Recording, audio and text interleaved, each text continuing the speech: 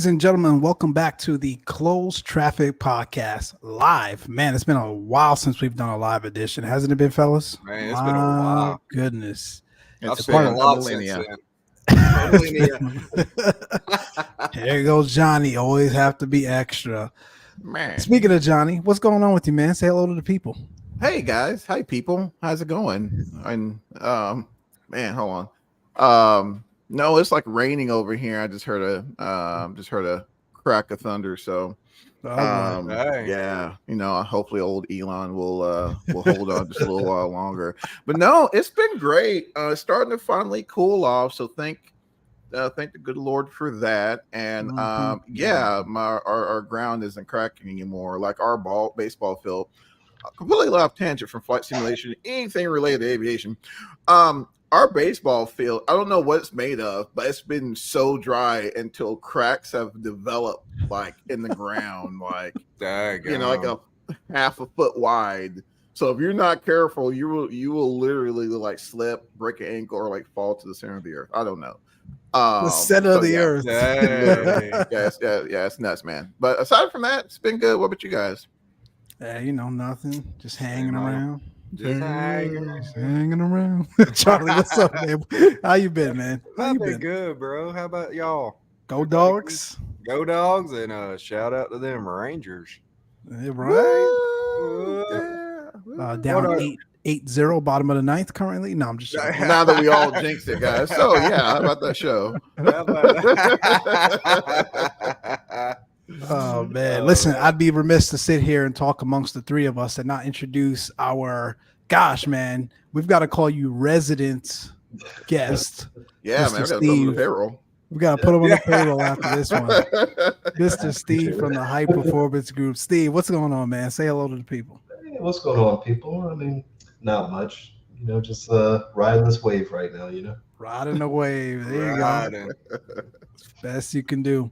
Man, we haven't seen you since, I'm trying to think, Expo. Expo. Yeah, Expo. Man, it's been what? Me trying to do math in my head. 4 months almost? Wow. July. I don't even June. End of June. Yeah. And hot, humid Houston, Texas. Oh, my Lord. Here we go. It's not that. It wasn't that bad. Oh, my gosh. It wasn't folks that bad. Folks get like a bead of sweat on their forehead. And it's like, oh my gosh, pandemonium, Man, even Charlie was dying, man, bro. it was the man's from Georgia. It was hot. It was hot, bro. Oh man, it's just hot. Texas is always hot, man. Mildly warm. Man, when y'all got to water your highways, it's daggum hot. Man, we're actually dropping to the 40s tomorrow. Truth be told. Wow. Yeah, wow. Not here. Little touch of fall. You still got the warm temps up there. Oh yeah. Damn. Yeah, it's near 80 today. Anyway, man. But you know what's weird? Hold on, before it cuts out to cut you off. Mike's looking at me like, oh man.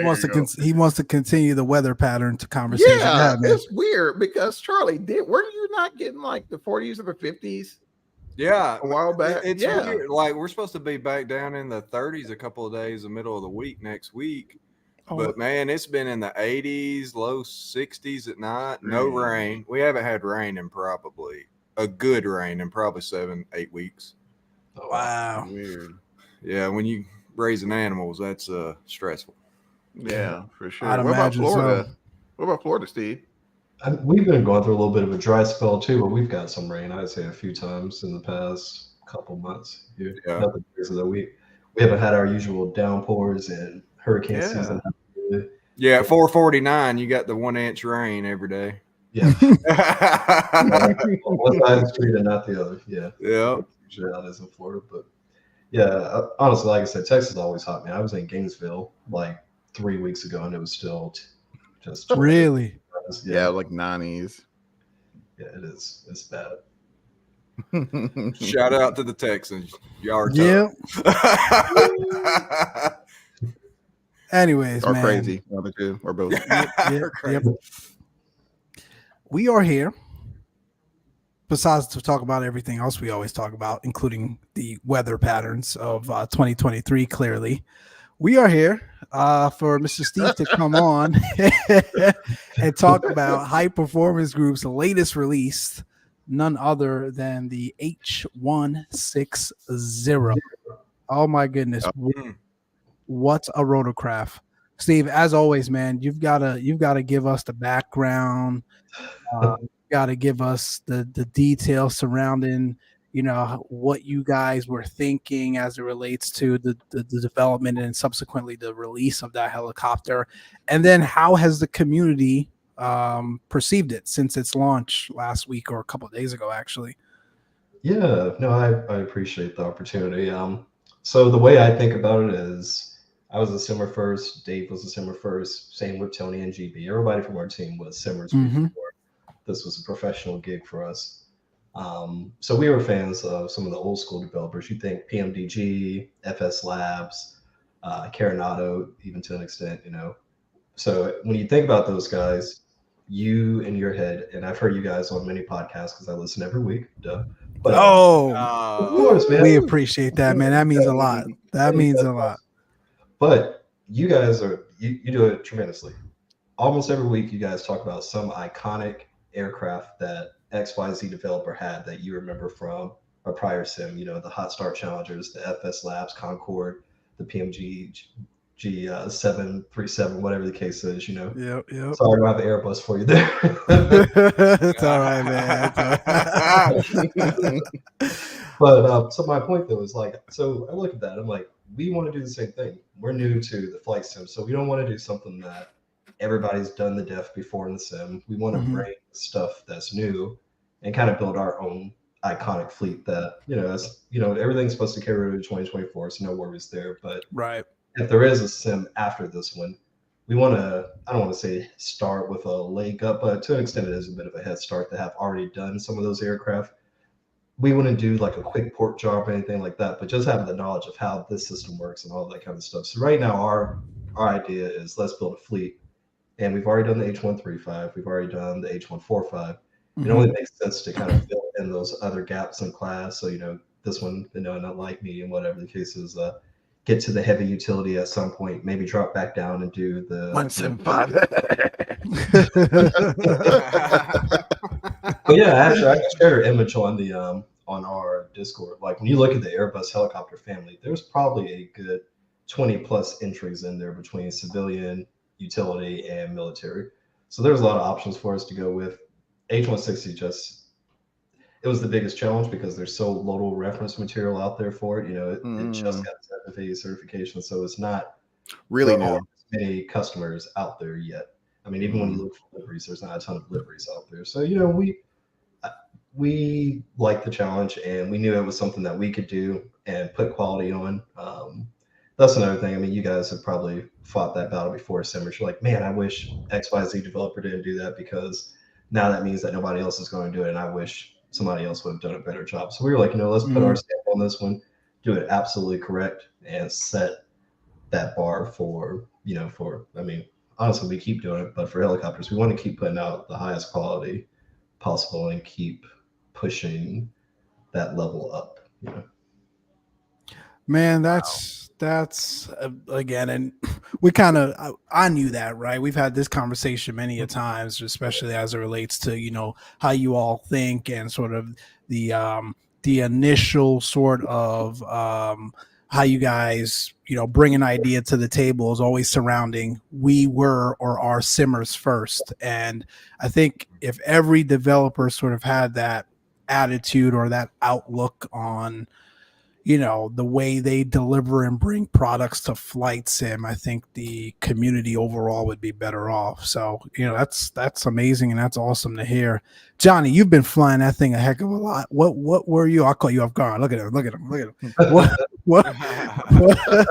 What were your initial thoughts on flight Man, sim? guys, I'm not gonna lie, man. It's being being kind of, I guess, so much for lack of a more of a fixed wing guy for shoot, man, just to reveal my age, like over a decade. It felt very easy to transition. And I think what really, to me, just facilitated that to the utmost was the ability to go in there and make adjustments on the fly via the tablet. Like the whole package, not just the H160, but just the overall package that you guys were able to incorporate into the add-on, I think makes novices such as myself less intimidated. I mean, there are literally simmers out there. They will not touch anything except helicopter.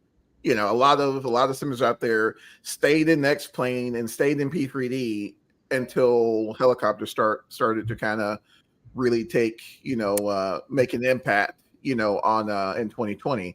And and here's us, and I didn't care either way. All right, we get a chopper, cool. If not, whatever. I got my Boeing and I got my Airbus. But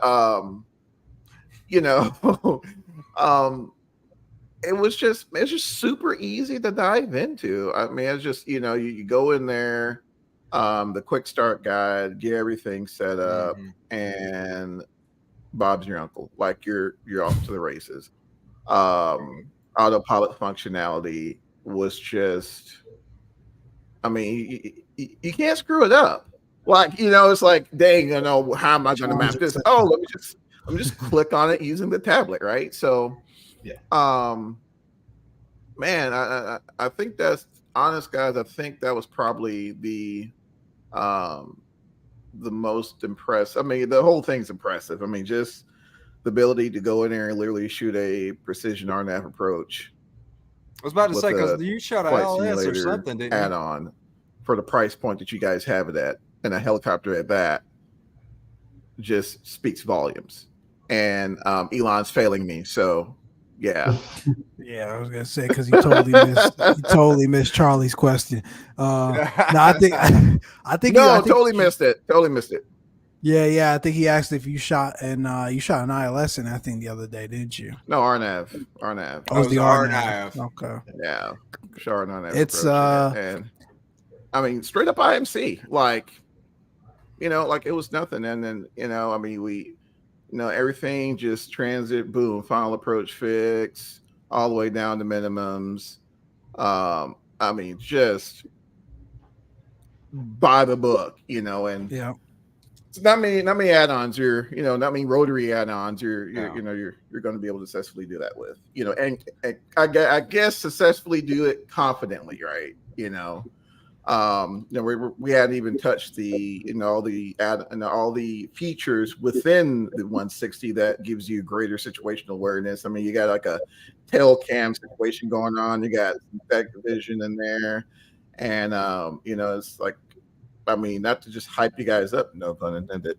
I mean, it's just phenomenal. I mean, it's I remember the Bell 206 from back in the day, and it was literally a collection of steam gauges, and if you had a GPS in there, you just looked out, and it really, I'm gonna say this, I'm shut up, but I start to see. Especially with the additional assist with the autopilot, because it seems to me, keep me honest here, Steve, the autopilot really isn't as capable, really is designed to be on in the background all the time. Is that right? So you got to think two things. So you have the autopilot functions, the SAS, which is that, the bottom row with the AP1, 2 cutoff. Yes, that is supposed to be designed to be on. In fact, if one of those fails, that's a failure point emergency for a pilot if that isn't working. Wow. Because the whole thing about it, so I always have to kind of put an asterisk on the aircraft so people understand it. It's because a lot of people's experience with helicopters and sims is Robinsons, Hueys, stuff of that nature. Yep. Something you can get for $2 million or less. You can pick up a Robinson for probably a couple $100,000, to be honest. Yep. Whereas this is a helicopter you can't even get in the door for less than $15 million. So plus they go for that much? Yeah, the H160 you're paying $15 million just to get into it. Wow, I didn't know that. Wow. And think back, Mike being a big Airbus guy, you think back to Airbus's design philosophy versus Boeing. They are all about reduce pilot workload as much as Correct. possible, and that carries over to the Airbus To the helicopters. Airbus. Got it. So like for instance, they have auto trim in in the H-160. Mm-hmm. And other helicopters, sim wise at least, I don't fly helicopters in real life, but at least sim wise, if you want to trim, you're doing it manually, or you have a stick that will hold it in that position. But with H-160, it will hold the trim as soon as the pilot lets go of the cyclic. Yeah. But the whole thing again, that philosophy is, to Johnny's question there. Yeah, it's designed for those stability features to always be on. And then on top of that, you have the additional autopilot stuff, which is optional, which is your auto hover, your ground trajectory hold, your all hold, speed hold, all of that kind of stuff. So the stability stuff, yes, always 100% designed to be on. That's what's keeping it stable. That's the auto trim and everything. But the other AP functions, which we call upper modes or are called upper modes, those are the ones that are optional. Yeah. Holy smokes! I thought it was just that awesome and trimming. I was like, oh yeah, this is great.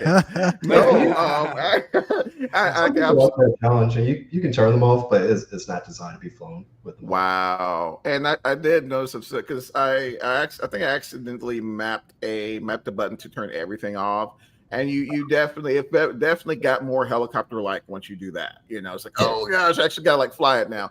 But with everything on, I mean, it was just like I think I did a video. I was in some IMC or whatever, and I was able to just make small adjustments in the cyclic, let go, boom. It's the flight path dead on. Yeah. But yeah, that was one of the questions there, and I can definitely see some Airbusisms is there. I'm sure Mike. I can't get Mike a lot of them save his life. But dude, I haven't simmed in like 2 months. No, I'll pick at you, bro.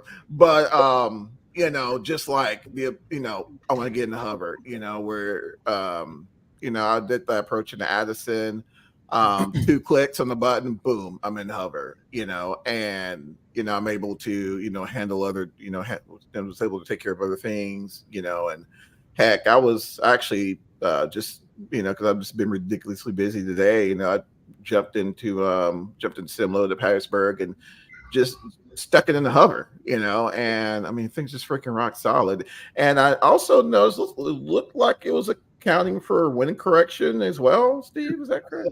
Yeah. So when the H135, H145 were done before Microsoft did their official helicopter, implementation. But once they did theirs, H160s are first thing built from the ground up to incorporate their flight model stuff as well. So we get the turbulence, we get impacted by the wind. There's actually a page on the MFDs that goes over OEI and how it's impacted by all the different environmental and everything. So it's pretty in depth. It is what am I trying to say? I can't even think of the word right now. Man, it is disguising. Happens to me all the time. Deceptively, it is deceptively easy to fly. There's a lot of hidden depth there that you don't see because of how easy it is to just get in and go and do like the basic autopilot stuff and go. But like even auto hover, there's people who miss knowing that feature even exists. The auto takeoff that we've got now. Right.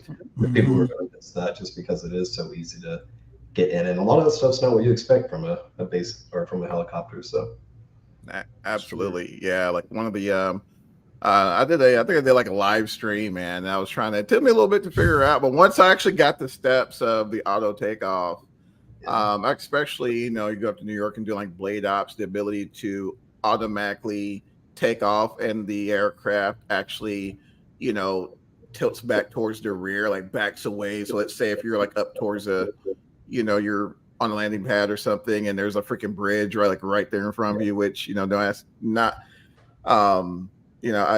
I say that, in such detail because that was, for some reason, there was a freaking bridge right there at the heliport. And, just the literally with, push a couple of buttons, it's like, she comes up, starts to back, back towards the rear and hit go around, boom, she's, you're gone. So, yeah, man, just things freaking amazing. Absolutely amazing. She is out for those of you who have I guess completely missed social media. I know there's some out there. We love you guys too. For 40. What's the price there, Steve? So I won't jack it up. 99 USD. Sweet. So $50 USD. Yep. So, I mean, just an amazing bird. Solid Well aircraft. worth it, man. Well Thank you. worth it. Yeah, I know we're on the higher end of add-ons, but I think again, it's like I said, the complexity is as much as an airliner is what I kind of want people to understand. That there's a reason why the cost is what it is. Absolutely. We've got some plans for some other stuff later. I'll leak it here first exclusively. You guys get the exclusive. I'll turn your headphones up. Uh-oh.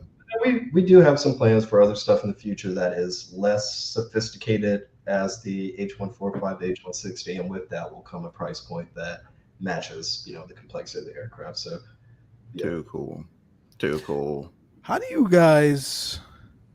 When did you guys start working on the 160?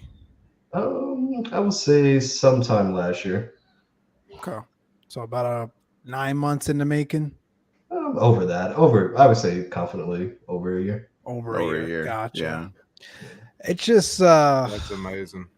Yeah, it baffles me, and I'm trying to give Steve, you and the rest of the hype team credit without trying to discredit other developers. So other developers listening, please don't take this the wrong way. But like when you look at all of the other sort of aircrafts and whatever you want to call it, that comes to flight sim with that same level of complexity, folks work on it for far longer.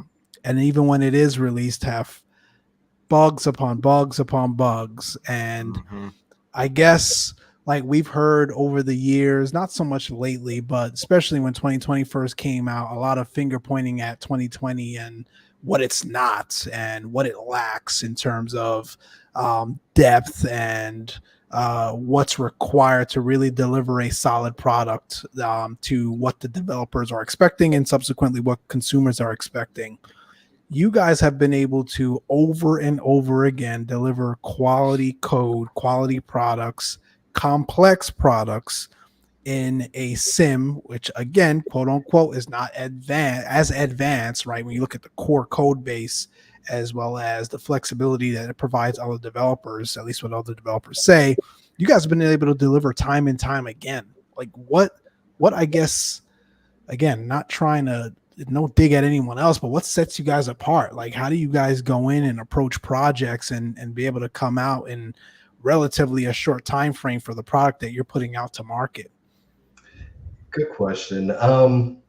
And I will say I don't know if I have the right answer, but I have an assumption that I think the reason people struggle so much in 2020 are the companies that are porting stuff from prior sims. And I don't want to say they took shortcuts, but maybe they're making some assumptions about code bases that they'll be able to port over, and they're finding out stuff doesn't work exactly as they expected. The reason why I say that is if you think, and I've had this conversation even at Expo, we did a panel kind of, but like the new blood of flight simming developers, you've got basically, us, HPG, FlightFX with the Vision Jet, the Honda Jet. We got Friends guys with everything that they've got over there. Love Got Friends, by the way, just for the record. Oh yeah. And Parallel 42, they were in prior sims, but they didn't do aircraft from prior sims. But if you look at all four of us, I don't think any of us have a bad aircraft in our catalog. Like not one. And that's sort of what I was getting at. Yeah. So I think it's I don't know if it is a mentality thing or if it's actually a technical thing, but I think it's one of those two things. It's either just because we're new, we have a different way of looking at things and a different way of putting things in development and getting it through the pipeline a bit quicker than the so forth, what do you call them, so-and-so old dogs, or it's a technical issue with just having to try to bring over old code. Those are the only two things I can think of. But yeah, there's definitely a difference. And again, I love the old developers too. I've got a bunch of Carinado stuff. I've got a bunch of Aerosoft stuff. Like I love the old guys as well. I got PMDG stuff. I just think there's a different philosophy there, being old school versus new school. Yeah, I mean that was. Oh, I'm sorry, Mike. No, go ahead, man. No, I'm gonna shut because I'm never mind. No, I'm gonna go on a tangent. So. Oh yeah, I'm waiting for you. Yeah. I was just gonna say that makes sense. That's one aspect that I didn't think about or sort of link link back to some of the developers that have, again, no knock on them personally, but quite frankly, have struggled with bringing their products to 2020 when it was executed flawlessly in other sims. So I think that's spot on, and I think that makes sense. I think your assumption is spot on. What were you gonna say, Johnny? No, I mean, yeah, just pretty much reiterating what you just mentioned, Mike. Yeah, it's kind of strange that um it seems as if the older developers aren't as, I guess it's a combination of being not as agile in the market as, newer developers or what. But, I purchase products from developers that have been in the market for, 20 plus years. And, there's all kinds of issues. And, here comes, I'm gonna pick on you guys, HPG. Here comes HPG, with a helicopter at that's Yeah. capable of flying a freaking IFR flight plan, like, from from point A to point B, and n- not a single not a single issue, and no one's expecting for anything to be bug free. Like, I get it. I'm in the software business myself, totally understand. But some products that release just simply flat out don't work. There are Mm-hmm. features advertised that simply don't work. And transition, and especially when complex simulations, complex avionics, I totally understand if there's a way to keep dev costs down by attempting to migrate certain code structures over to minimize dev costs. Sure, I get it.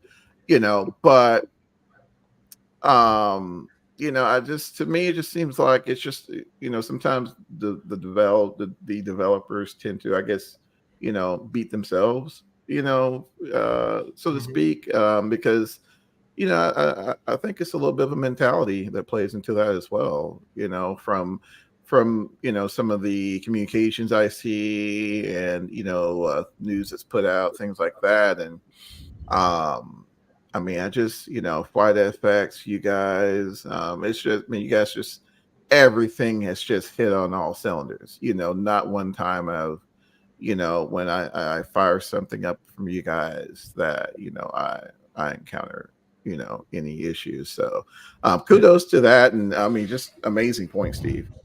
Thank you. Yeah, we do have bugs too.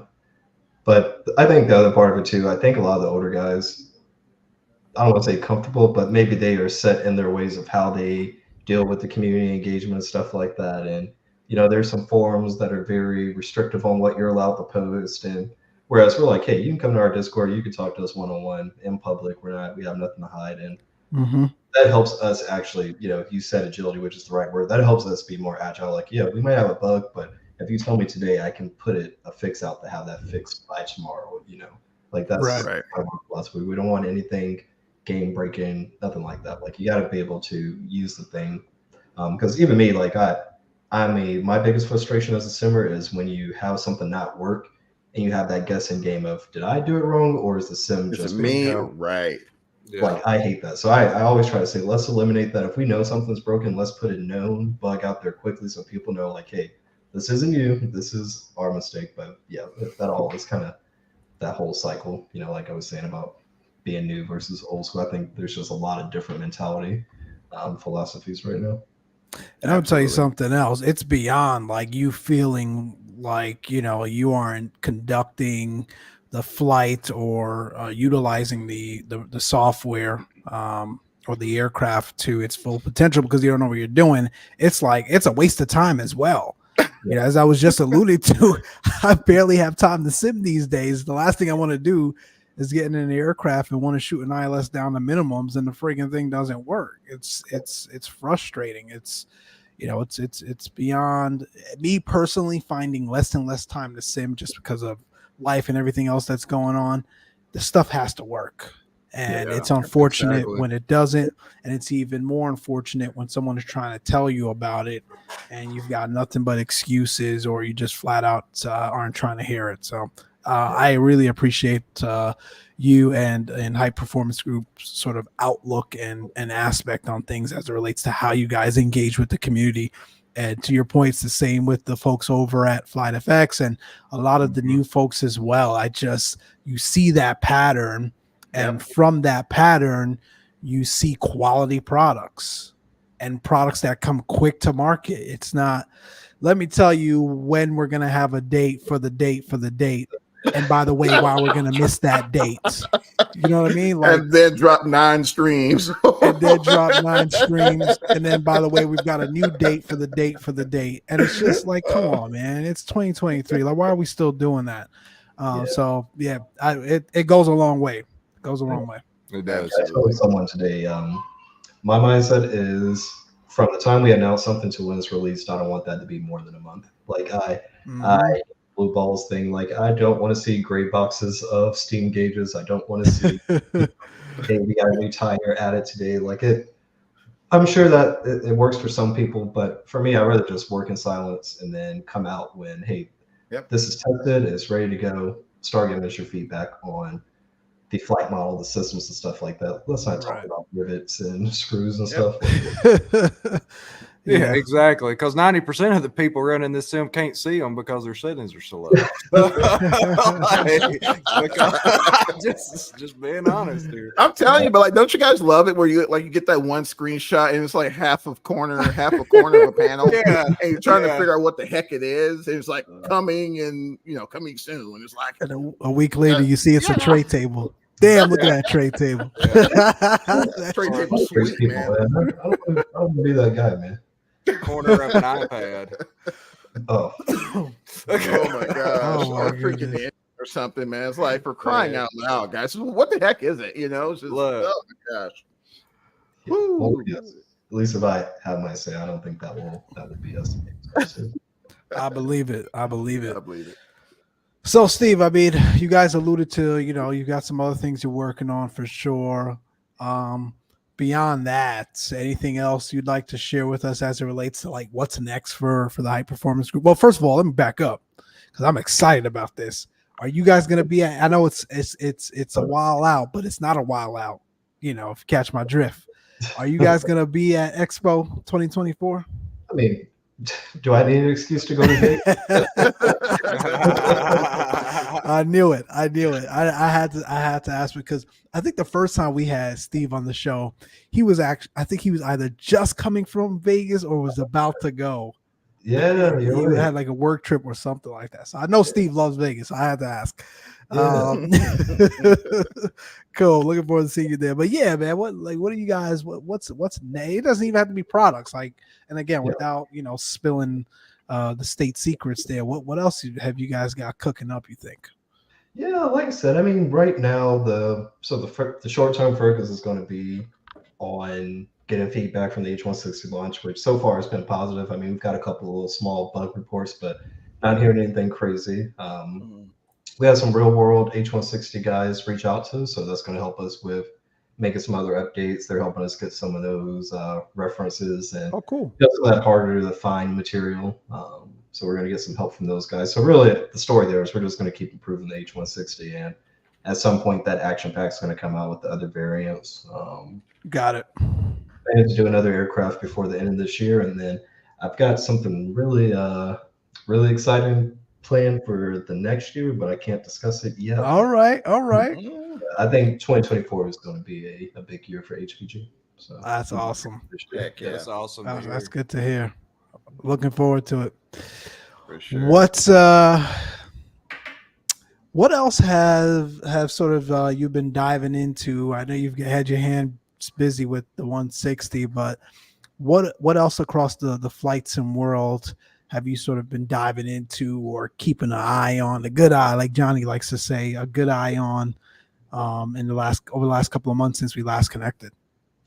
Oh man, so this does make me sound the best, but I'm kind of an old dog. I'm set in my ways. I kind of have a routine. I like to fly the Vision jet from Catalina over to KLAX. I know it's not a long hop, but I do like to do that, and then I'll plane spot out of the H145 or the H160.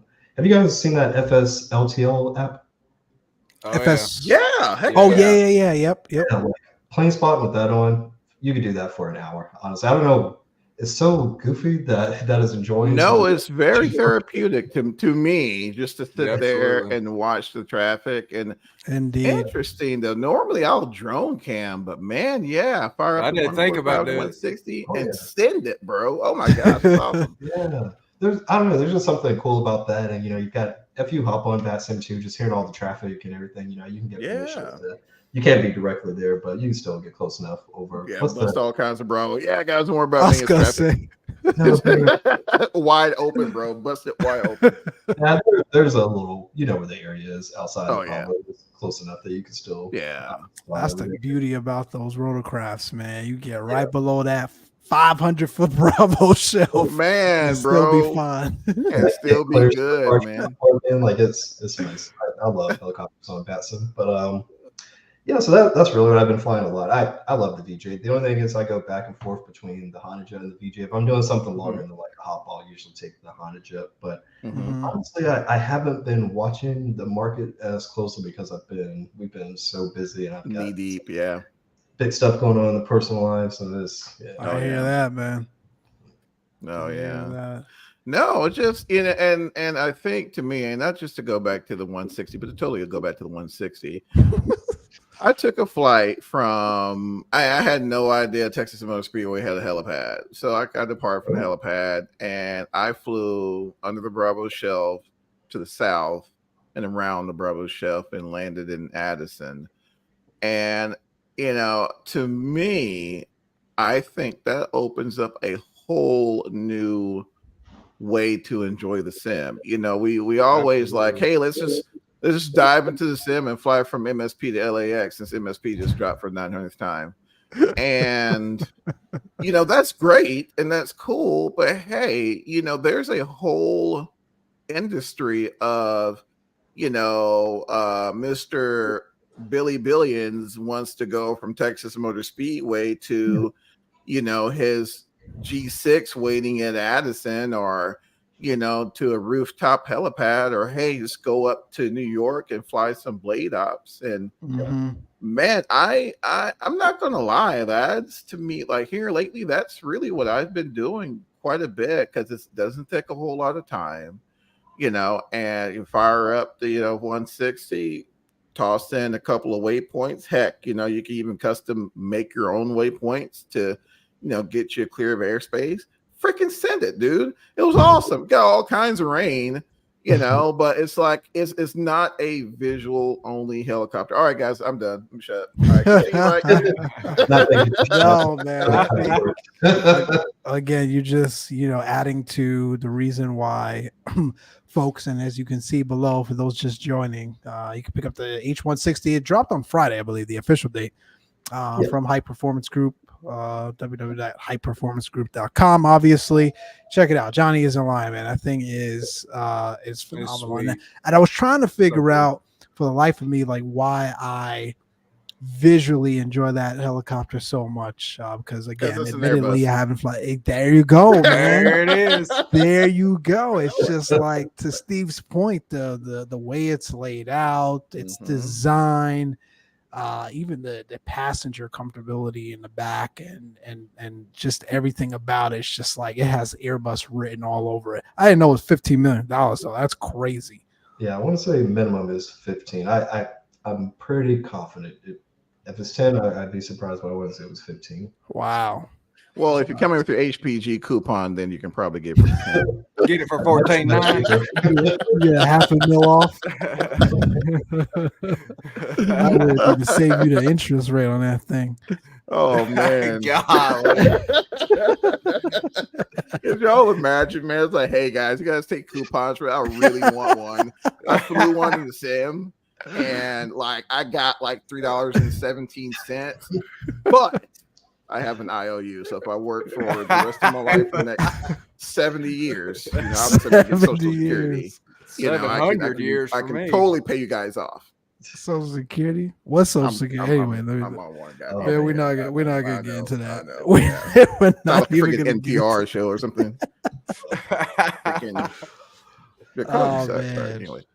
All right, cool. So Steve, the Vision Jet, plane spotting on Batson. That's pretty cool. Been in DCS any? Yes, That's man. right. I think you were a big DCS Yeah, guy. 2.9 dropped too, man. Yeah, that's what honestly. So my time is usually split between MFS, iRacing, and DCS. Like, and iRacing's the new one. I don't know what it is about sims. Oh my man. gosh, you how'd into get iRacing? Yeah, man, it's addictive, dude. Really? Man. I'm at 2 o'clock in the morning, drifting off. I'm like, okay, I gotta get off. Sleep at I've the wheel looked- with no rumble strips, man. Exactly. No exaggeration. I hit a wall. I was like, okay, it's time to log off, man. Because you've got safe rate and all that. It's like, all right, I can't be screwing off on this, But Hold yeah, on, no, man. I love DCS, man. Me and my team, we even have to debate because everybody I think wants to be in DCS too. It's just they have such a closed garden compared to MFS. Like you can't just do your own add-on and get it in there. Like you've actually got to go through them, get all the official approvals and all that. Really? Yeah, that's why they only have a handful of third-party devs. They don't have a ton. Like they. Oh, that's true. That makes I sense. always wondered why, though. That's interesting. Yeah, Didn't know and you that. see how long their aircraft come to take out or take to come out as well. Freaking years, yeah. Really? Oh man, Yeah. The process. Yeah, when I talk about like that whole blue ball in it and the showing gray box of steam gauges, I'm talking about DCS. Like That's it. Yeah, that's I love DCS. them, but they do that. Like it's 5 years away. Here's a grayscale image of the cockpit, and for me, it's like I can't get excited about something I know is not coming. I could No time Same. before then, Like, No. but yeah, I love DCS. They have I think the quality is great. There's just something different about it. Like it is. hits different. It really does. Yeah, it does. Yeah. It does hit different. Yeah, I ain't Yeah, gonna lie, man. Especially Yeah. that. Because what was I in the F-16 here lately, Yeah, and the F-15E, man. It's just like I don't have a Wizzo, so it's kind of like, man, F-15E kind of sits there, but man, the F-16. yeah, it's nice. Ooh. I just hop Yeah. in quick dogfight. Like it. There's something beautiful about it. You shoot off your aim 9, watch it take a 90-degree turn. Oh splash. man, man, got Yeah, me one fired up now. Like Mike said, I don't know if you've ever got into it, but it's like that satisfaction of hitting an ILS approach like perfectly. With Gotcha. weather and everything. It's like that. It's like that. All moment. right. Like, I can see Yeah. that. yeah, there's I can something see about executing like a procedure correctly and watching the payoff. Gotcha. Absolutely. Just don't shoot your buddies. Oh man, we ain't gonna get into that, Charlie. Charlie. Hold on, no, we are. We are. Yeah, we are. Charlie, No, don't you man. dabble in DCS as well? I did, man. I did. It How just come you wasn't did? for Is me. it past tense? Oh, Tell man, everybody why. You gotta try it again. Do what What'd now? you You do gotta to try it Jordan? again, man. You're just not a jet guy, or what? I don't know what it is, man. I'm just not into it. Yeah, it's I Like think they're it's- so complex, and I have so little time. yeah. It really. Yeah. It's not DCS's fault. It's more my fault. It's Mhm. just it takes time, and I don't have that time to put into it. was- Yeah. Yeah, they do. They do. That was my But, issue as well. However, I'm gonna go ahead and tell the story. So me, Charlie, and Spur, we were we teamed up and we were on I forgot what server we were on, Charlie. It was a training server, I think. Yeah, I think so. Shout out to Spur. Right. But he was in the F-15, I was in the F-18, something like that. And all of a sudden, before my RWS went off, and boom, I was gone. What the heck is that? I'm like, what? Who shot me? And like, didn't have time to punch out, collect 200 pass go, nothing. And all I hear is like, Johnny, I'm sorry. I was like, oh, I done took my money out. I mean, it was and then it wasn't even like it was a glancing blow. Nah, It was bro, I just a took it solid- straight out. Man, it wrong was button. just boom, gone to glory, bro. Just like that, man. Freaking A9 right into it, man. Right Yeah. up the tailpipe, man. But it's those moments, man, to me, I think that really makes DC is shine. And to elaborate That's more true. on what Steve said, like the satisfaction of being able to acquire a target that you're above the clouds, you acquire a ground target via your through ground radar, acquire it, deploy ordnance and hit that target without even seeing it is just something. It's like, I mean, it's literally like shooting an ILS approach. That level of satisfaction, and then to me, just makes me appreciate even more how amazing our airmen are, who do this for a living every day. Yep. I will say that's one thing I did really appreciate. Like what little bit I dabbled into it is how much them people have going on in that cockpit. It's a lot, like a lot. It's unbelievable. Not even flying the plane. It's all the weapons. Flying aside. Flying aside, you're going Mach 3 and people shooting at you, but you got to sit here. Man, it's just unbelievable. Oh, man. Yeah. Shout out to the military folks. John, you probably know that crazy video. I think it's a F-16 guy fighting off like 8 SAM sites or something like that. Yes. Yeah. Oh, really? Oh, yeah. Oh, yeah. It's insane, dude. Like it's nuts. He fights off like 8 different missile launches, and you hear like the people in the background kind of spotting him and giving directions. And you're hearing his voice, aspiration, because he's pulling heavy G's to try to fight him off. And yeah, it's nuts. What? Yeah, bro. Wow. Nuts. We got a question here from the chat. Sherwin Scott. Hey, Sherwin, hope all is well. Let me bring it up here. Hey, HPG, are you happy with the sales performance of the 160 so far? Yeah, absolutely. It's our look at just like a 24-hour window. It's our biggest launch ever, so pretty happy with it. I think. Oh wow. And I mean the money's whatever, but more important, like the community feedback. It's probably one of the few that I've seen where I haven't seen many. I don't want to say I haven't seen many negative comments on other stuff. Like it's not ever overwhelming, but like 99.9% of it has all been positive. Like I'm not seeing the nitpicky. Like, hey, this is off and this is blah blah blah. So I'm happy about that. Yeah, for sure. There's always that one guy though. It's not helicoptering enough. There's not helicoptering. But yeah. But no, it's nothing but awesomeness for me. Nothing but awesomeness. Absolutely. But but yeah, so we know you've been in DCS. So iRacing, man, I want to go back to this iRacing a little bit, Steve, because I've been kind of looking. Me and Charlie both been kind of looking at it. And I just have a wheel here and just like looking for some love. So you and Charlie been looking at it. He wasn't gonna cue old Mike in. Interesting. Man, Mike, it was in the chat. I don't know where you've been. You've been knee-deep. I know. Man, trying to get this for race. Me worry about no iRacing, bro. Sure am not. At all, bro. So, man, getting into it though, Steve. I mean, was it pretty? Is it pretty involved, pretty intensive getting started into iRacing? I don't think it's too involved, honestly. So I've been a Project Cars 2 guy forever. The new Forza came out, and I tried that, and unfortunately, Microsoft family, love you guys, but the new Forza didn't scratch the itch for me. Yeah, the competition online is what kills it. Like, there's just too many gamers and not enough people who actually want to race. Right. So that kills it. And we're all adults. We all have limited time.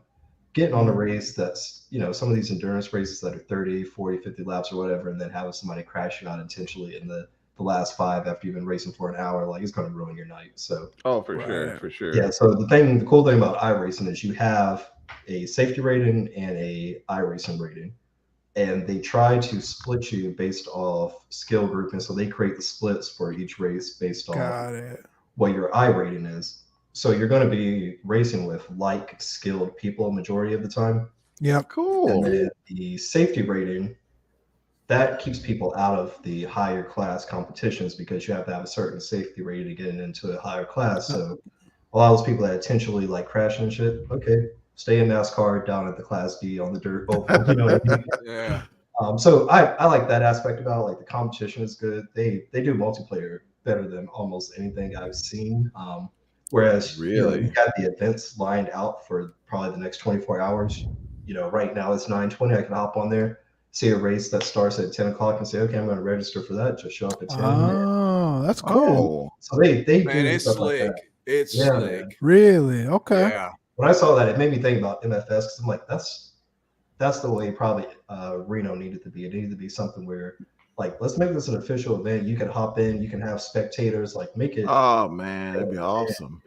Yeah, versus it's fun, but yeah, it's not too involved. I mean, the equipment you can get a Logitech set. I think it's like 250 is like the cheapest. Yeah, wheel and pedal set. That's what I'm using right now. I am gonna upgrade, but yeah. Now you can drop some coin. Oh yeah, force feedback, man, all sorts of stuff. Really? Oh yeah, man. These sim games have the look up iRacing cockpit. Just type that into Google. I'm looking at it right now, man. This stuff is crazy. But the mods are crazy, man. I've seen people take like whole car shells and just cut it down the middle and put it in like no, Steve. Oh heck yeah, man. No, seriously, Johnny. Yeah, man. I've seen it. It's no different than someone having like a whole shell of a cockpit for flight sim, bro. Motion actuated. Man, let me tell my wife I'm about to take half of 172 sticking in here, bro. I'd be bumping all for room space, man. So I'm about to take half of 172. Hey man, I'm about to slide this 172 shell out the back of the car, man. Going, oh my god! I can't with these guys, man. You see what I have to put up with, Steve? Man, that's 72 shouldn't be too much. Yeah, it shouldn't be too bad. Oh my gosh, man! Freaking neighbors, man, think I'm. Don't even split it. Bring the whole thing in. She could sit the whole thing, bro. They're hanging right out the back window here. Right gotta cut grass around it now. My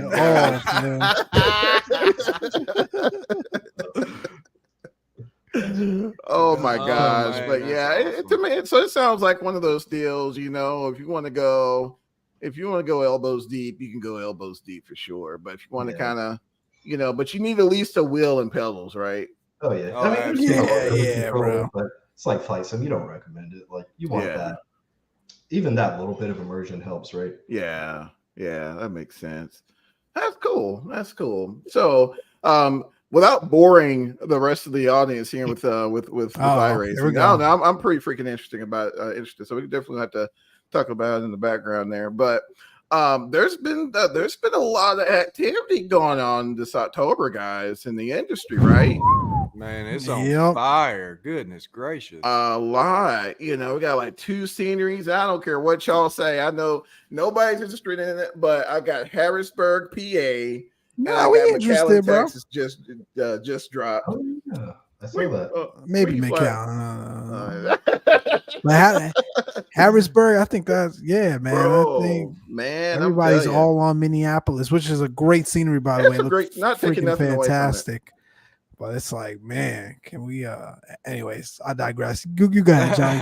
No, because I was about to slide right into it. Yeah, it's great. Like, okay, so I saw Flight Beam dropped it, awesome, and I'm like, okay, cool. It wasn't. And you guys know me, man. I'm at work, and like, when I see my Apple Watch go off, and I see Twitter, Flight Beam just released or whatever, obviously got to check it out, man. Work can wait. So I'm like, just scrolling, right? I'm just okay, cool. Man, it wasn't like 20 minutes, bro. I get like a YouTube notification of stream coming up.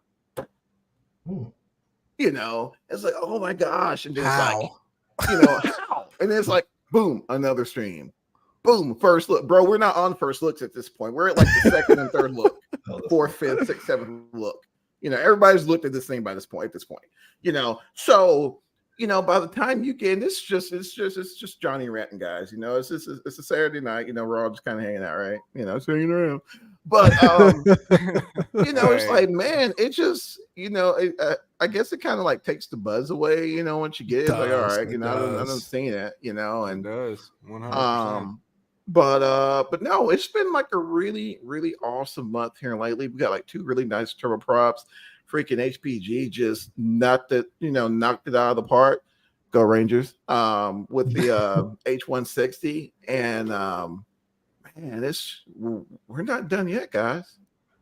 I know it's an exciting time for flight sim. It has been for the last 3 years. Let's be honest, and it's only going to continue to get better. I saw Any Builds recently within their Any Builds manager has now sort of created GSX profiles Man, shout out for to the them. airports That's sweet. that'll just install like that. That's huge. Like for years, way before even 2020. Even look at like P3D and FSX days. One of the things that you struggle with the most, besides we won't get into some of the other intricacies around FS Dream Team and GSX. We won't touch that tonight. I don't have enough alcohol in my glass for that. But one of the things that you struggle with a lot is for these add-on airports being able to have a good INI file for it based on how it should be.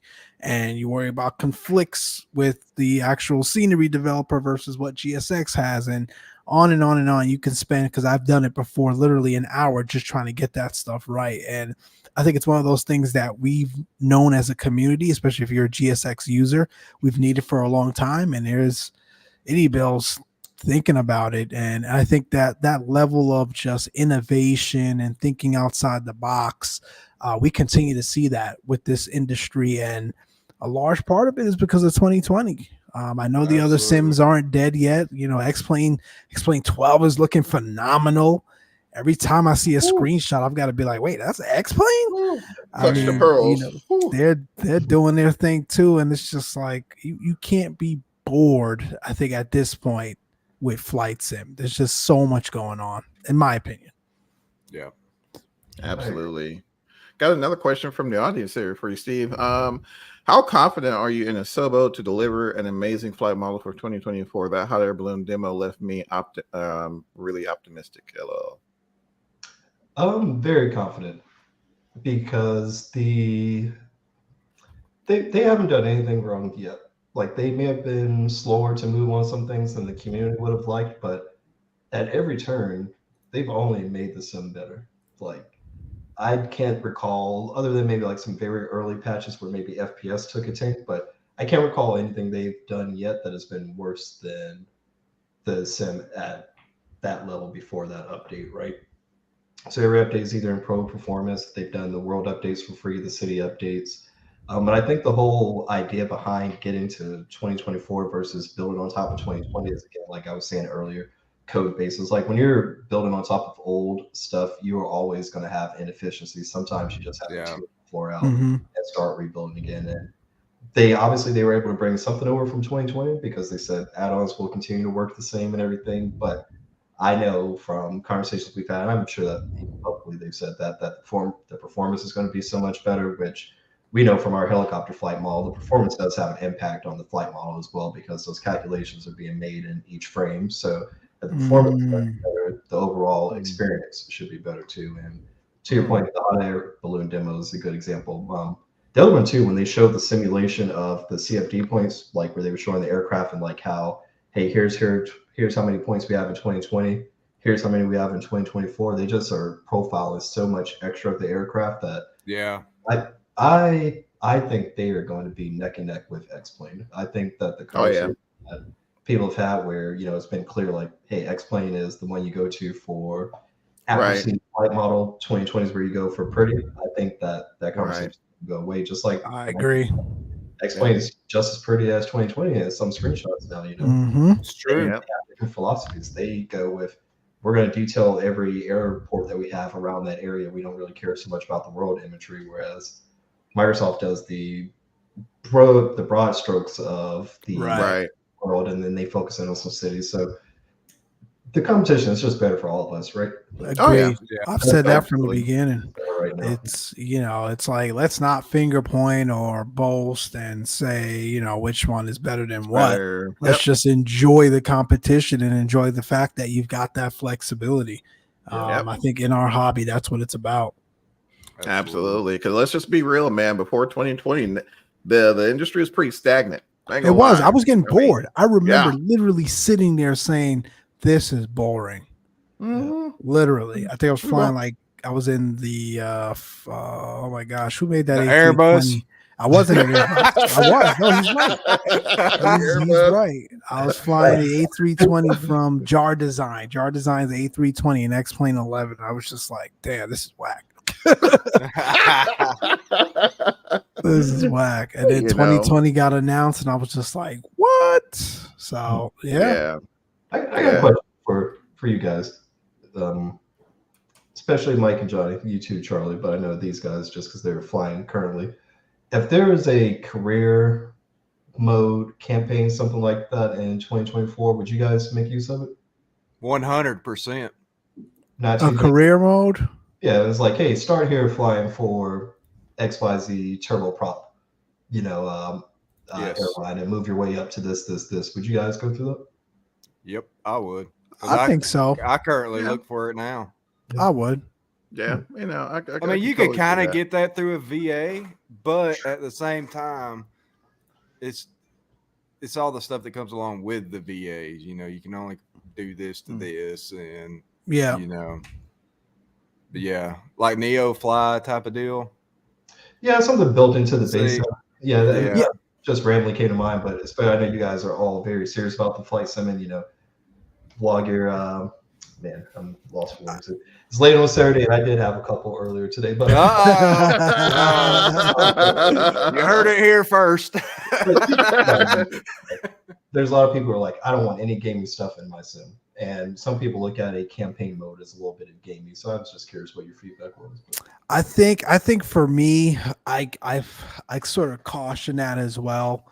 I don't fully side with the people that say it, but I do find myself not liking certain gamey aspects of flight sim, and it's not coming from a negative or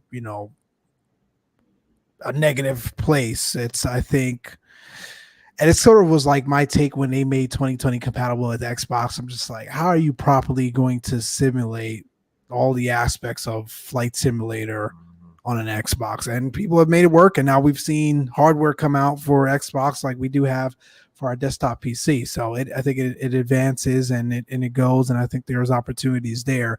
But I think to the level of like a oh my gosh, why am I drawing a blank? What do you call those? VA, bingo, thank you. I think that's as far as I would go as it relates to any sort of campaign or Neofly or any sort of story mode, if you will, right? To use a console type thing, story mode type of aspect for Flight Simulator, because I think it does bring a level of I'm lost for words today. Bring a level of it streamlines. No, I think it brings a level of organization. I think is what I'm looking for to be able to, again, if your goals are to get to that airline level one day, or any sort of outfit where you're sticking to a schedule and you're given equipment to fly and you're given the destination to fly to, I think that's as close as you're going to get, simulating VA or Neofly or any type of thing like that. But like a campaign mode and that kind of stuff. And honestly, like one of my pet peeves of 2020 is the whole, like how you select, a from and to sort of aspect as it relates to flight planning. It feels very gamey to me. And at the end of the day, that's who their core audience is. I get it. But I could kind of see where that person or that group was coming from as it relates to that. Yeah. And like I said, I asked because you had mentioned getting bored at a certain point in Flight Sim, and I was like, I think that we're going to get something in 2024 similar to that. Really give people a purpose, but I wonder how turn off. How would it look? Yep. I think it's great to figure out something in the sim. Again, even if it's something outside of a VA, but that's just native within 2020. Or if it's an add-on, I think something close to that to give the keyword that you just said, Steve, a purpose would be really cool. Yeah, for sure. I think that I think more so because I know a lot of times, I totally agree with what Mike is saying here. I think Microsoft really, really has done a good service to the industry and the community because it brings a younger audience into the hobby. And I know, having 3 of them myself, they P3D and X-Plane really wouldn't resonate with my 8-year-old, but I'm pretty sure he would love to run a mission or something like that from his Xbox in 2020, right? So, and when you engross them in something, and as they grow and develop into the hobby and become that 20-30-year-old adult, right? Then we're looking at like, okay, let me transition. I'm done with my kids are playing the Xbox, or I'm using my Xbox just for games. Let me purchase a PC so I can fully utilize and enjoy the experience, right? So I think it's almost not to bring it as not to, I guess, for lack of a better term, kind of like that gateway drug, right? Yeah. The utilizing consoles to introduce the younger audience, to me, I think is a sacrifice I'm willing to make if my experience inside the sim looks a little gamey. So I Mike brought up a really good point, having to do the from and to and all that. Yeah, it's a little gamey, but I get it, for someone who, like, my son, I want to go from, whatever to wherever. They pick that, boom, boom, boom. It automatically sets a flight plan, and Bob's your uncle, right? They can fully enjoy it. Rather, how we roll. We're going into sim brief. We're, or hey, bump that. We're going into Forward Flight. We're going to Garmin Pilot, and saying anything, planning leg to leg. Yep. Leg to leg, right. They don't know that yet. So, Microsoft says, hey, we have, here's everything you need to get a, semi-authentic experience, for, the younger simmer. And, in that regard, I'm totally cool with. So, yep. I think it's good. Sure, you brought up a good point as well. I'm not familiar with Derail Train Sim and sort of how the career mode is simulated there. But again, I think if it's a level above what's in 2020 today, I think you're right. You're spot on. People do these jobs every day in real life, and if it's simulated well, it should work. I think right now 2020 is built on the aspect of, if I'm flying from point A to point B, I go to a game menu and I select point A to point B, and that's not real world, right?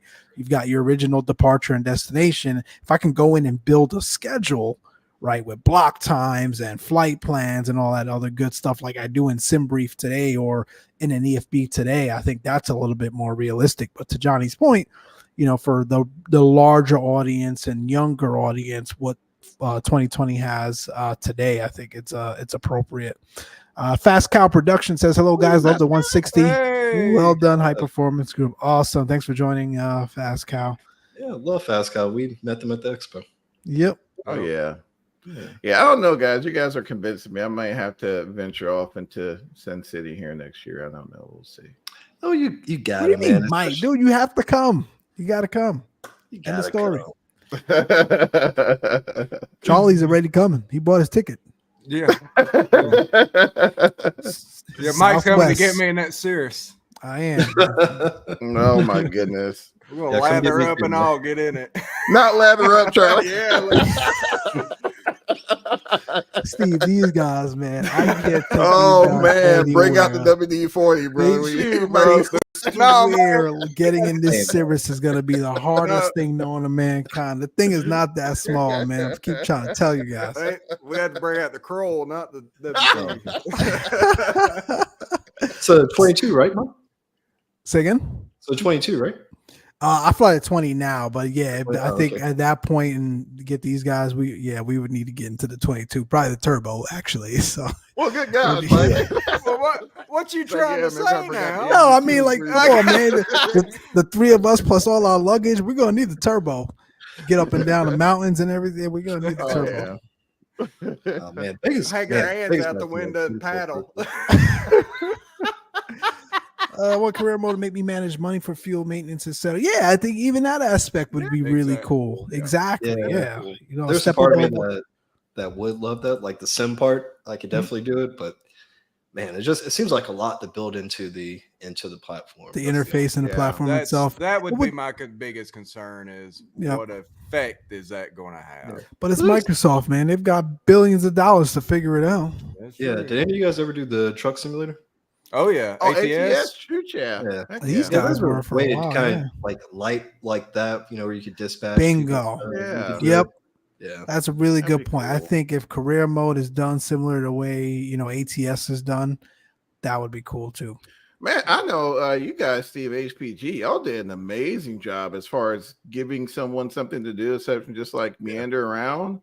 I mean, just within y'all's platform, being able to Exactly. run Mhm. medevac missions and the 1 to 4 or 5, man, pick up someone point. I thought that in itself was, enough, is enough to fill an evening. So, Thank you. I mean, that was freaking amazing. Radio, shout out all to, that stuff, man. Yeah, freaking radio, man. I'm over Freaking here radio. jamming, missing my freaking approach. I'm like, oh, I'm freaking out or whatever. But yeah, man, just there's a lot, a lot to do. It's just talking, within y'all's platform. There's definitely quite a bit to do for sure. Yeah, that's that simmer first mentality again.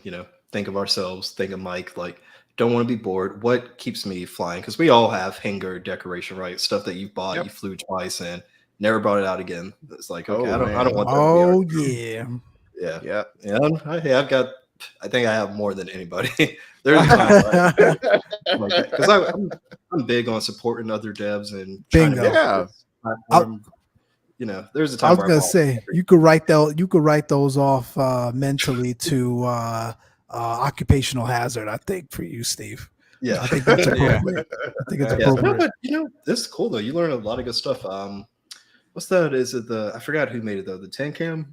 Did you guys ever try that one out? Like, Charlie did, didn't you? Yeah, I've got Flight it. Sim Studios, Flight Sim Studios. FS Studios. That was Charlie, you another were one flying that for a while. You've done a couple of trips on it. Yeah, man. Have you picked it up in a while? It's just too damn slow for you. That's too slow, bro. You put my big old butt in there. We're gonna need a tri motor in that thing. Speed is opportunity. Man. But I'm just trying to get off a runway. Oh my goodness. Shenanigans, guys. Oh my gosh. We have a legitimate question here. We're making shenanigans. Does 160 make use of CFD? Yes. I'm gonna pretend I know what that is. Yeah, what's CFD? Computational flow dynamics. Is that what it is? I forget the way but it's basically how airflow simulates how airflow interacts with the surfaces of the aircraft. So whenever you've probably seen it in the dev mode or the debug. Yeah, you see, green lines. Yep. So that was one of their big updates that came out. I forget which sim update it was, but it was the one where it was supposed to help out turboprops because they could simulate the airflow over, the propeller and everything better. Oh yeah, that was recent. Yeah, not too long ago. Yeah, they keep refining it, but that was a pretty big one though. Good question, Sherman. Yeah. So for the record, I love the tech cam. By the way, I wasn't no bad remarks. I know. No. Hey, the flight model of that thing is amazing. I just have to clarify that I don't want any angry DMs from you. No, I like it. Okay. No, it's amazing. It's just it's.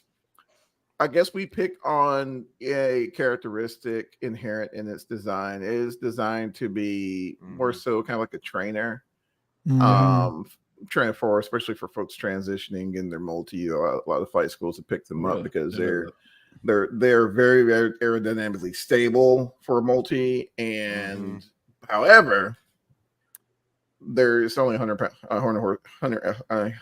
horsepower a piece each side. Ooh. So it's stable. Damn, but man. It's not gonna get you anywhere quick. No. Yeah, but execution wise, it's like you said, it's not the developer's fault that it's slow. No, absolutely not. No. They captured a trait inherent in its design. However, their execution was flawless. I think they're incorporating a mission hub or something. Really? Yeah. Yeah, even the Vision Jet, as much as I love Saracen, as much as I love the Vision Jet, like if I want to do even a medium haul, I'm like, I'm not about to sit here for 2 hours in this thing, bro, to go 300 miles. So it's just like, because you got so many options there, brother. You do, and that's why, if I'm doing the Vision Jet, it's like Van Nuys, Palm Springs, Lindbergh up to I don't know, Santa Maria, right? Just hit some tech routes, and I think the Vision Jet's awesome for that. but yeah, it's inherent in its design, and we're not going to get into, is it worth it from a monetary standpoint to pay all that much? And that's the type of performance you're getting out of it, but it is what it is. Mike, you been on the market for one lately? I heard some energy in that. I wish, man. No, we've had a couple of shows, and even when we just like Johnny, Charlie, and I talk about aviation 24/7. Our wives are probably tired of us hearing the phone buzzing, to say too much. buzzing off. But we that's all we do is talk aviation, other life stuff too.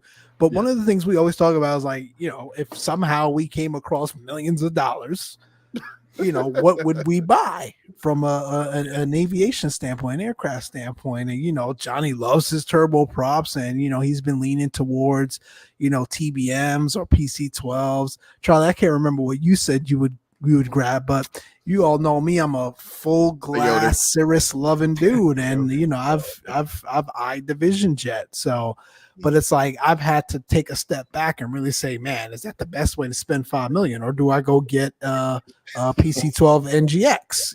That can haul a lot more and fly a lot faster. So I think there's just or an Epic. There's just aspects of again, it's things that we probably will never have to worry about. But no, it's great to have the conversation, and it's like, what would you do? Again, that's a good question, Steve. Yeah, exactly. Bingo. What would you do based on your personal preference and your lifestyle and your family and whatnot? You go the turboprop route. Yeah, and it depends on how much money I got too. You had up to $5 million to spend. I'm probably still going to go turboprop because of the maintenance cost. The maintenance is going to be more on that jet, and I'm going to run out of money and have to sell it and be back in the 172. So might as well get that TBM up front. Don't go too wild. The harder choice for me would be King Gear versus TBM. That would be the harder one for me. That's the other, Johnny. I know you've talked about that too. The King Gear is another one that you would have in your back pocket. Yeah, because that one is the King Gear. That's a righteous beast, man. That thing, old faithful. TBM 940, Sharon says before getting this here. Damn, dude, not even a 960, Sharon. Like, you can't even get the 960. You would go with the old 940 before even a Cirrus. Okay. No even offense. The 940, man, she's no slouch. I mean, it's no slouch, but you get a 940 before you get a Vision Jet. I would full send the 850, bro. Oh my god, full sand one, dude. Man, I ain't worried about you, Mike, and your glass, bro. Man, it's not even just about the glass. You can get glass and all of this stuff we're talking about. I mean, let's be honest. If I don't have glass for $5 million, I'm not buying it. Since you're on the conversation, $5 million, because you can cop an 850 for way less than that. Yeah. But what does a 960 go for right now? There's a guy in SoCal that just got one. He's been flying. I want to say it's like 6. Oof, is it 6 million? It probably is. Let me see. No, I don't know, man. 4.5. It looks like. Buy a TBM 960. I don't know, man. It hit my IP address and knows who I am and won't even load the price for me. It's like, you don't need that. Redirect. It's like, we don't even need to show you this. Redirect you back to Flight Sim. There you go.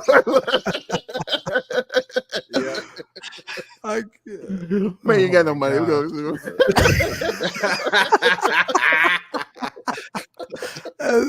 If they came back, what are you looking for?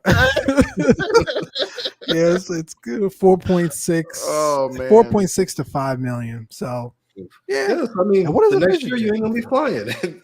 You were grounded. Back at work, bro. Well, I guess I should say it's like you not only won the money to buy the plane. Let's say you found yourself in a position where you can buy the plane and maintain a lifestyle where you'd be able to afford the plane as well. So let me put that.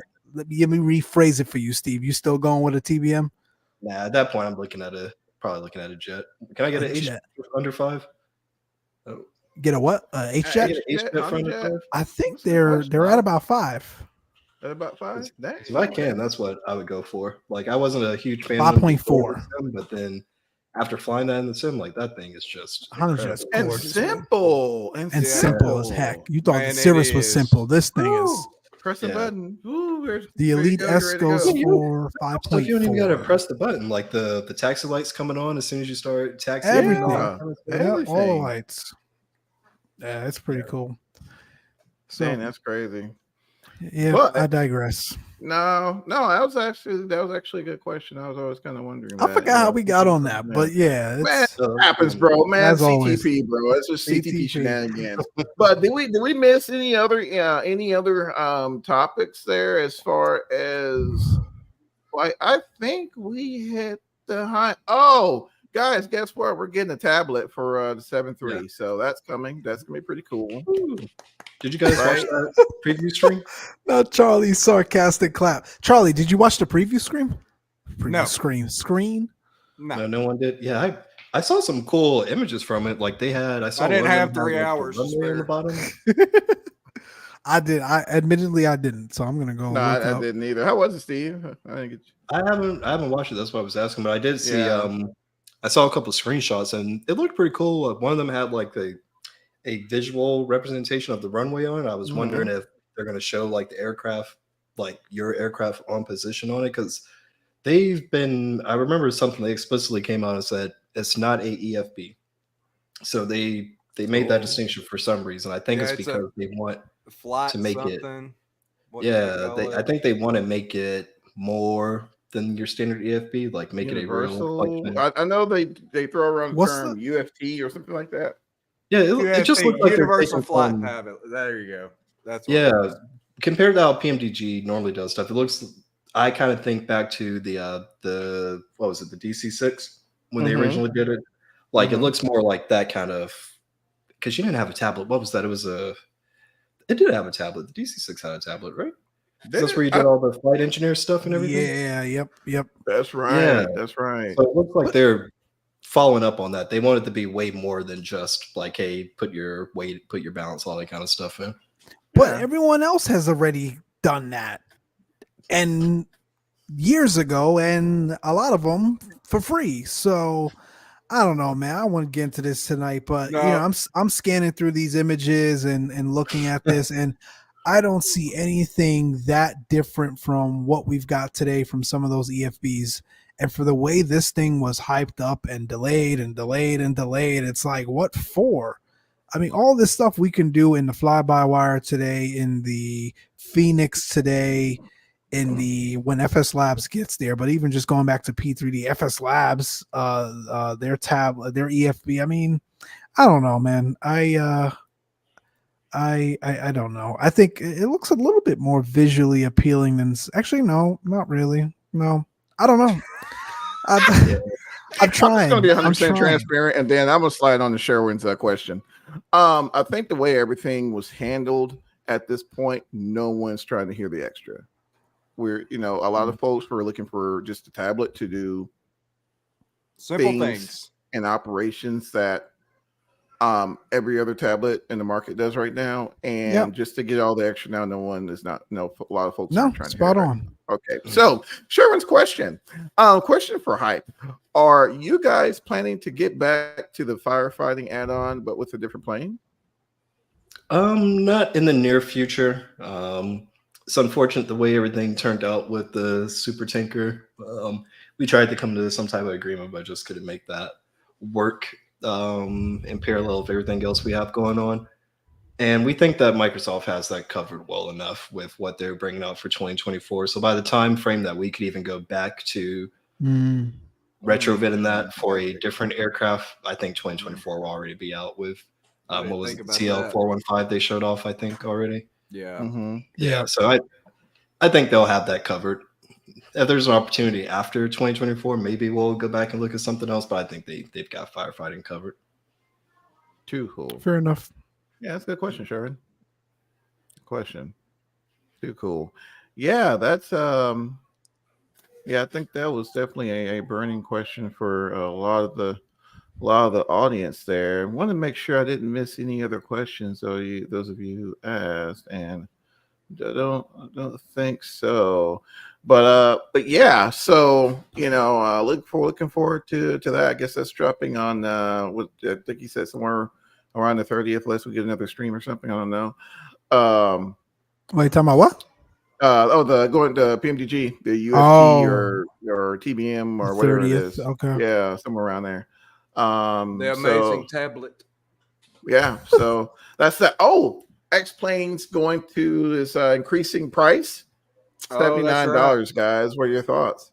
From 59? Yep. Mm-hmm. I mean, it's what it is. Yeah. I could understand it. They've got to make up the amount of work they've had to put in it to compete. Yeah, I think I'm just glad that Austin and the team has realized that.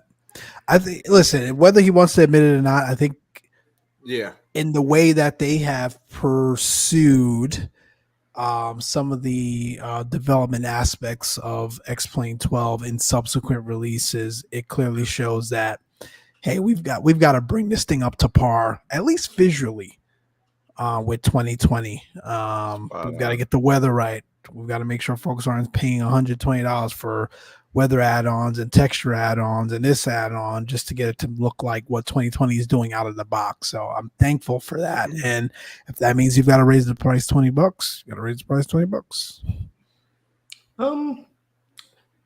I have a question, and I don't want to incite a riot, so forgive me because we're only on MFSF as a platform.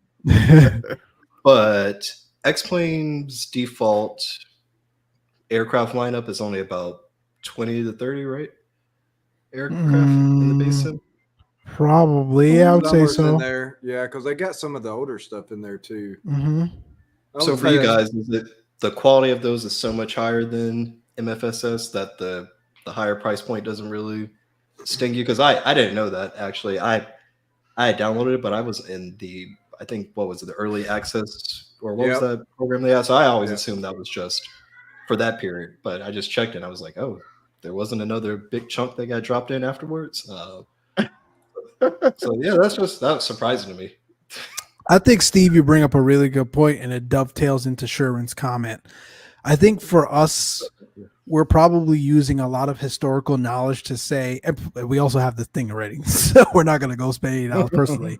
Yeah. But I think we've got a lot of historical knowledge around what X-Plane is and the level of sophistication it provides around the flight model and the flight dynamics. And to your earlier point around how every airport, if I just want to wake up in the morning and go to this random airport, I know it's going to be done well enough to go and land, that the taxiway lights are going to be right, the taxiway signs are going to be right. It's going to be a solid rendition of an airport. I think a lot of that, and I won't speak for Johnny and Charlie, but for me personally, I think a lot of that to me is justified, and the fact that they're improving the weather and visually how the sim looks. I think the $20 doesn't bother me all that much.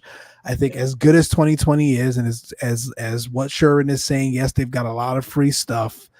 I think it still lacks this fly by the seat of your pants feel. Like when I get in any of those aircrafts in X-Plane 12, even if I've never flown them in real life, it feels like a thorough experience.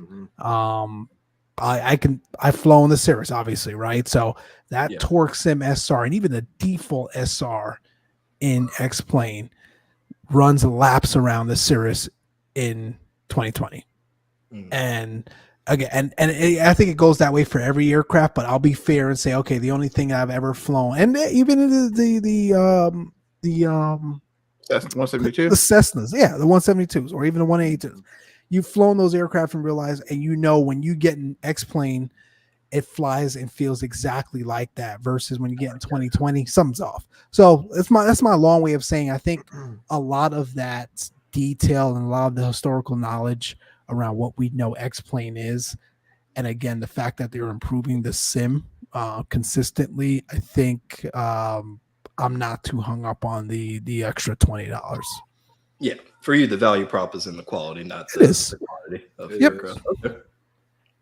Yep, makes sense. No, Mike, you guys playing X-Plane, or I shouldn't say playing, it's a sim, but you guys simming in X-Plane.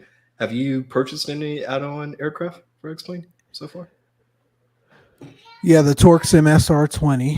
Yeah. Even though it was a previous aircraft, but I just purchased it for X-Plane 12 months ago. I think everything else was a port over. I don't know if I've bought anything new. Even the Hot Start 650 was X-Plane That was the 11. port over, yeah. So I don't think I've purchased What about anything that new. 208, Johnny, from who was it? Gronda? Was Oh that my new? lord. Yeah, man. That's Was that that was a new one? Yeah. Well, no, 'cause that was on 11 too. I think that was a port over. Okay. Yeah, that's been a lot of. I think the only thing that's coming in that I know of, keep me honest, fellas, is that Citation 525 from Torch Sim. Yes. That's like brand new. Oh, what are we talking about? The EJS series, guys. Duh. Oh, Yeah, those Um, I've purchased the EJS series as well for oh X-Plane yeah, 12. yeah. Yeah. I mean, yes, it was present in X-Plane 11, but it was redone for 12 and I've purchased Right. it. So that I didn't purchase this, but also the 820 Neo from Tolis. I think that was for X-Plane 12. Mhm. I didn't purchase it personally, but that's also new.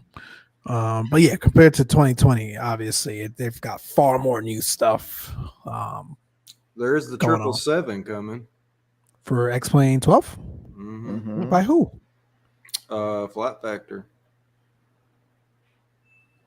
Oh, that's right. Yeah, The I saw dash that. 200. They posted something about Oh, it interesting. earlier I don't today. know about Yeah. you all. I think that's where I will say X-Plane X-Plane has let me lacks. down is the wide bodies, the Yeah. heavies. They're nothing compared to and not 2020 because we don't really have a true one yet, in my opinion. But when you compare X-Plane to P3D, the wide bodies runs laps around the ones at X-Plane. My opinion. I never was able to enjoy those wide bodies and those heavies in X-Plane. Unfortunately, A lot of that too is the ground handling. I feel. yep, the large part of it. Yeah, I agree. Ground handling Mhm. will kill the immersion and One realism of hundred aircraft. percent. Unless, like we were talking earlier, doing private ops, like I never really thought you could do with the 525 coming. Just do charter ops and X-planes because you're going to have the airports that you're not going to be able to get in 2020. Mhm. You know, There you go. so True. Chart ops is fun in X-Plane. oh yeah, yeah. I feel there are true developer friendly platform having a lot more of the platform open to. Oh, sorry, I was reading. Did we cover this one already? Whoop. No, we have a didn't. lot more of platform open to developers for new aircraft and features. Fast Cow, is that X-Plane 12 is what you're saying? Or are you talking about 2020? We'll come back to that one. I think you're talking about X-Plane. Sharon says, well, there's the balance while the flight model is better than X-Plane, Microsoft Flight Sims put a ton of work into having the best avionics in the industry. That's true. Recently, yes, Recently. it has finally blown other things out of the water. But man, I think that was probably one of the most maddening things for me with 2020 when it first came out. Oh, early on, yeah, the early on. Oh man, it was a dog. You couldn't go direct without ending up in Africa, bro. Like the whole flight plan's Not gone Africa. or changed. It was so frustrating. It goes back to what I mentioned at the beginning of the show. It's like, man, I don't have time these days. And when I get in the plane, I want to shoot an ILS and I just want it to work. Has to be on point. And I can't go direct to a fix on the approach because of whatever weird logic you have. And it's, and we still see that with some of the aircrafts out there today in 2020, unfortunately. Yeah. It's just it's like unable. I'm like, what do you mean unable? I want to go direct this fix on the approach. I mean, anyway, but yeah, great call out, Sharon. I think, yeah, for sure. I think that's a good point. Absolutely. But yeah, man, it's like I said, it seems like every show we try not to like explain 2020, but it just happens so happens. much a comparison. But it's just right now the industry is so vibrant and so active, and again, I think it's a testament to having that competition, right? That what as Mike was mentioning, you can't help but to have one in a conversation and not bring up the other. So all good points, all good points for sure. All good points for sure. Speaking of good points, man, every time we have you, Steve, we can't have you on anymore, man. Because every time we have you on, bro, we're in an hour and a half. That's kidding. Yeah. I talk too much. No, absolutely not. So always excited to see Absolutely you guys not. and chat with you because I listen. Again, it's like similar first for the develop side.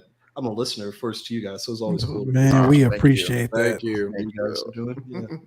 For sure. You guys give her another explains how it's almost full platform to the yeah. No, really good point, Pascal.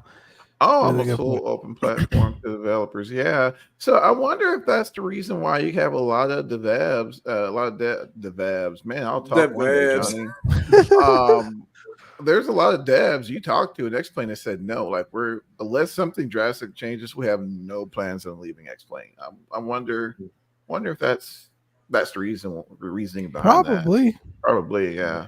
I don't know, man. We could spend a whole nother show on that, but Yeah, I we won't get could. into that. Yeah, we could. But no, good point. Good point, Pascal. Good point, my friend. We appreciate it, Sherwin. Thanks for stopping by. Thanks everyone for stopping by. Sure, It really means a lot to us. You guys spending the hell's it take Saturday evenings with us. Yeah. I know it's late in the East Coast, and for those even further east across the pond, and for those that are tuning in from there, so appreciate it.